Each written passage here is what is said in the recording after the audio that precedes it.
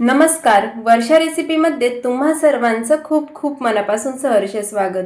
सकाळच्या नाश्त्यासाठी रोज रोज काय बनवायचंय, तेच तेच पोहे उपमा खाऊन जर कंटाळा आला असेल ना, तर हा नाश्ता जरूर ट्राय करून बघा. बनवायला तर अतिशय सोपा आहे. कुठलीही आपल्याला डाळ तांदूळ भिजत घालावं लागत नाही, कुठलीही पूर्वतयारी करावी लागत नाही. अगदी तुम्ही सकाळी घाई गडबडीत जरी असाल ना, तरीही अगदी 15 ते 20 मिनिटात बनवून तयार होतो. इतका सोपा नाश्ता आज मी तुमच्याबरोबर शेअर करणार आहे. चला तर मग वेळ वाया न घालवता लगेचच आपल्या रेसिपीला सुरुवात करूया. रेसिपी नेहमीप्रमाणे अगदी साधी सोपी आहे, त्यामुळे तुम्हाला नक्कीच आवडणार आहे. तर त्यासाठी रेसिपीला एक लाईक जरूर करा. तर हा नाश्ता बनवायला आपल्याला काहीही जास्त साहित्य लागत नाही. तर इथे आपल्याला घ्यायचा आहे बारीक रवा. रवा तुम्ही कुठलाही घेऊ शकता. जाड बारीक जो तुमच्या घरामध्ये अवेलेबल असेल ना, तो रवा तुम्ही या ठिकाणी वापरू शकता.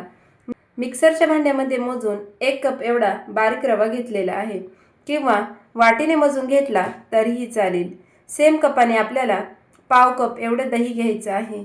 दही इथे मी थोडंसं घट्टसर घेतलेलं आहे आणि फ्रेश दह्याचा वापर आपल्याला या ठिकाणी करायचा आहे. किंवा ताक वापरायचं असेल ना, तर ताकही तुम्ही सेम प्रमाणामध्ये इथे घेऊ शकता. जर तुम्हाला दही वापरायचंच नसेल तर 1 चमचा लिंबाचा रस तुम्ही यामध्ये घालू शकता. आता चमच्याने आपल्याला हे सर्व जिन्नस आहे ना, हे एकजीव करून घ्यायचे आहेत. नंतर मिक्सरला मस्त अशी याची पेस्ट करून घ्यायची आहे. तर आता मी मिक्सरला फिरवून घेणार आहे. अगदी स्मूथ अशी पेस्ट आपली या ठिकाणी रव्याची तयार झालेली आहे. या ठिकाणी तुम्हाला दाखवते, जर तुम्ही इथे ताक वापरणार असाल ना, तर पाण्याचं जे प्रमाण आहे ना, तुम्हाला थोडंसं कमी करावं लागणार आहे. नाहीतर आपलं जे मिश्रण आहे ना, ते थोडंसं जास्त पातळ होण्याची शक्यता असते. तर त्यासाठी ही गोष्ट लक्षात ठेवायची आहे. तर आता हे मिश्रण एका मिक्सिंग बाउलमध्ये काढून घेणार आहे आणि 5 मिनिटांसाठी छान असं हलकं करणार आहे, म्हणजेच फेटून घेणार आहे. त्यामुळे आपला जो नाश्ता आहे ना, मस्त असा हलका फुलका आणि जाळीदार तयार होतो. आता हे मिश्रण काही मिनिटांसाठी फेटून घेणार आहे. एकाच डायरेक्शनमध्ये आपल्याला छान असं फेटून घ्यायचं आहे. तर आता ही मिश्रणाची कन्सिस्टन्सी तुम्हाला सुरुवातीला दाखवते. आता यामध्ये जर आपल्याला पाण्याची आवश्यकता लागली ना, तर ते आपण पुढे वापरणारच आहोत. हे मिश्रण आपल्याला 5 मिनिटांसाठी झाकून ठेवायचं आहे. त्यामुळे आपला जो रवा आहे ना, तो छान असा भिजला जातो. तर हे 5 मिनिट मी ते झाकून ठेवलं आहे.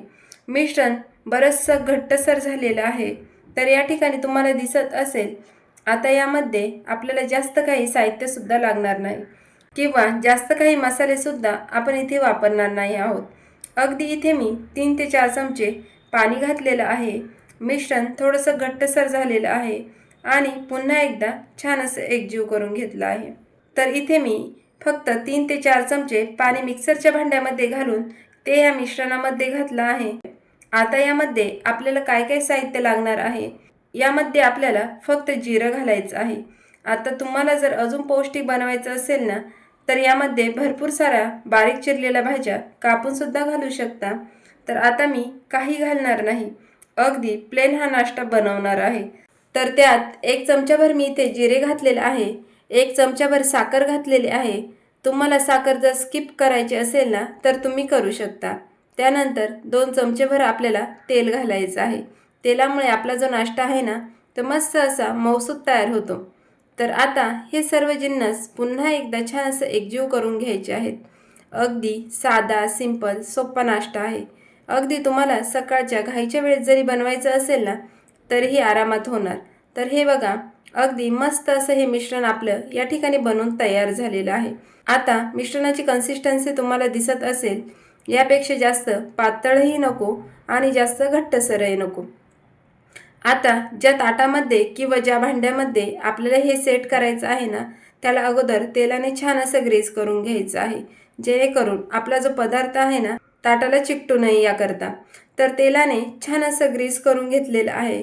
लगेचच या मिश्रणामध्ये आपल्याला 1 चमचाभर इनो घालायचा आहे, किंवा खाण्याचा सोडा घालायचा आहे. आता बरेच जण इथे विचारतात, खाण्याचा सोडा किंवा इनोला पर्याय म्हणून सांगा. तर या दोघांनाही काहीही पर्याय नाही. आणि जर आपण यामध्ये घातला नाही ना, तर आपला जो पदार्थ आहे ना, तो छान असा जाळीदार होत नाही व्यवस्थित शिजलाही जात नाही।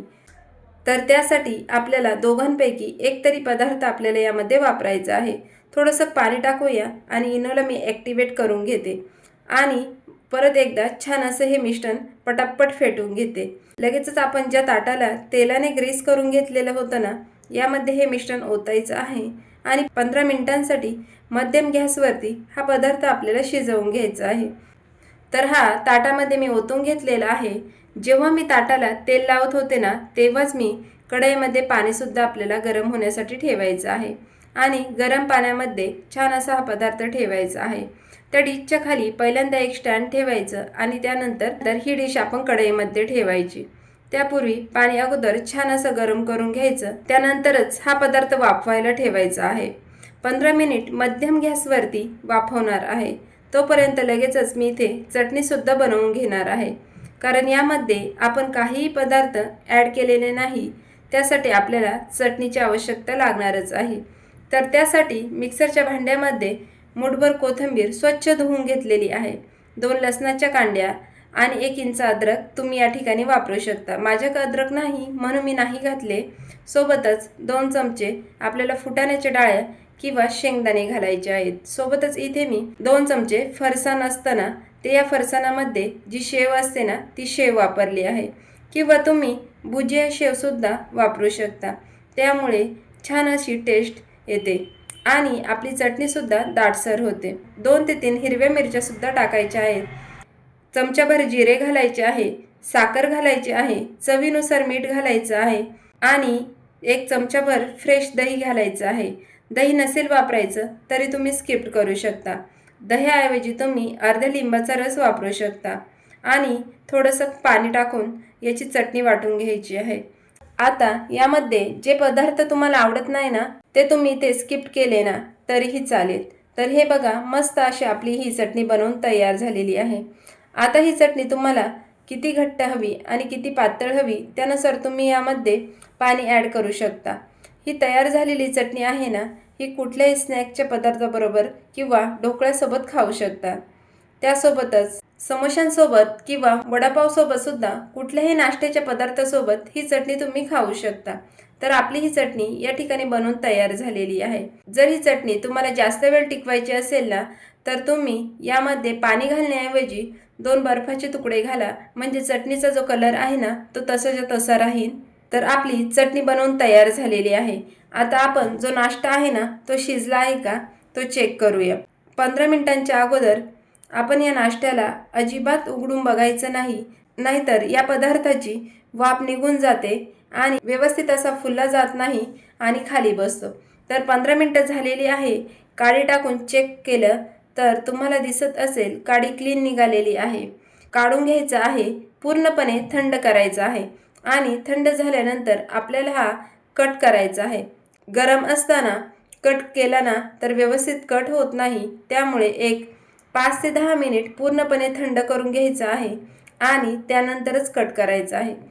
तर हे बघा, पूर्णपणे थंड झालेलं आहे, मस्त असा फुलला आहे, कुठेही बसलेलाही नाही।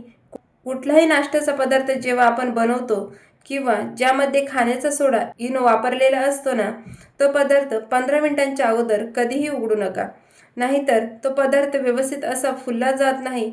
तर हे बघा, अगदी हवे त्या आकारामध्ये तुम्ही याला कट करून घेऊ शकता। तुम्ही या पदार्थाला काय नाव देणार आहे हे कमेंट्समध्ये मला कळवा। मी तर याला रवा सँडविच असेच म्हणणार आहे। तर हे पहा, अगदी मस्त असा आपला हा रवा ट्रायंगल या ठिकाणी तयार झालेला आहे।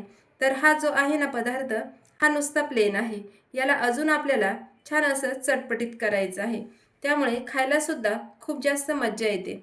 तर तर हे पहा, तुम्हाला काढून दाखवते, कारण हा कुठेही बसलेला नाही किंवा अगदी मस्त असा जाळीदार झालेला आहे। एकदम छान अशी जाळीसुद्धा पडलेली आहे। अगदी पावाप्रमाणे आपण जो रव्यापासून जो बनवलेला ट्रायंगल आहे ना, तो तयार झालेला आहे। याला तुम्ही चौकोनी आकारामध्ये कट केला तरीही चालेल, हवे त्या आकारामध्ये तुम्ही याला कट करू शकता। मस्त असा हा तयार झालेला आहे। आता इथे आपण लगेचच थोडंसं 1 चमचाभर तेलावरती छान असं याला दोन्ही बाजूनी शेकून घेऊया, म्हणजे याला अजून छान अशी टेस्ट लागणार आहे। किंवा असाही हा खाल्ला ना लहान मुलांना दिला ना तरीसुद्धा अगदी आवडीने खातील. आता मुलांची शाळा देखील चालू आहे, तर तुम्ही त्यांना हा डब्यामध्ये देऊ शकता.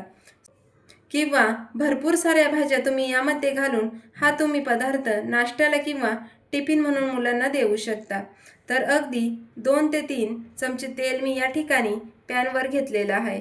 1 चमचाभर जिरेसुद्धा टाकून घ्यायचं आहे आणि याला चटपटीत बनवण्यासाठी मी ते सांबर मसाला आणि जो पोळी मसाला असतो ना तो टाकणार आहे. हा जो मसाला आहे ना हा तुम्ही तुमच्या आवडीनुसार कमी जास्त टाकू शकता. मसाला टाकल्यानंतर त्यावर तयार केलेलं सँडविच ठेवायचं आणि छान असं दोन्ही बाजूंनी आपल्याला हे भाजून घ्यायचं आहे.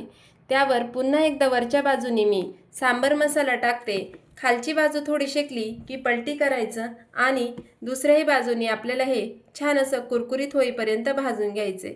जर तुम्हाला जास्त कुरकुरीत हवं असेल ना तर मध्यम गॅसवर हे भाजा. जोपर्यंत कुरकुरीत होत नाही तोपर्यंत हे 7 ते 8 मिनिट मध्यम आचेवर भाजून घ्या. तर इथे आपलं रवा सँडविच बनवून तयार आहे.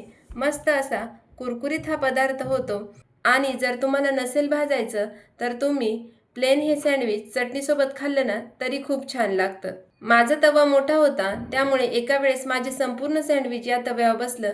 पण जर तुमचा तवा बारीक असेल तर तुम्ही सुरुवातीला 2 ते 3 पीस भाजा आणि त्यानंतर पुन्हा एकदा त्याच पद्धतीने 2 ते 3 पीस करत करत संपूर्ण सँडविच तव्यावर भाजून घ्या. दोन्ही साईडनी मसाला टाकायचा. तुम्हाला जर मसाला जास्त नसेल आवडत तर मसाल्याचं प्रमाण तुम्ही कमी करू शकता. मस्त असा चटपटीत क्रिस्पी कुरकुरीत आपला रवा ट्रायंगल सँडविच या ठिकाणी खाण्यासाठी तयार झालेलं आहे. अजिबात कुठलीही जास्त आपल्याला तयारी करावी लागत नाही, जास्त मेहनतसुद्धा घ्यावी लागत नाही, काही जास्त भांड्यांचा पसारा होत नाही. सकाळी जर उठायला वेळ झाला असेल आणि नाश्त्याला काय बनवू तर हा पदार्थ तुम्ही एकदा जरूर ट्राय करून पहा. सगळ्यांना इतका आवडेल ना, अगदी तुम्ही रोज रोज जरी बनवून खायला दिला ना तरीसुद्धा कंटाळा येणार नाही, इतका छान हा लागतो. आता रेसिपी पाहत पाहत जर तुम्ही इथपर्यंत आलाच असाल आणि चॅनलवर जर नवीन असाल आणि अशाच नवनवीन रेसिपी तुम्हाला बघायच्या असतील तर चॅनलला सबस्क्राईब करा. तुम्हाला कोणत्या रेसिपी बघायला आवडतील हे पण मला कमेंट्समध्ये कळवा. पुन्हा भेटूया अशाच एका नवीन रेसिपीसोबत. तोपर्यंत धन्यवाद.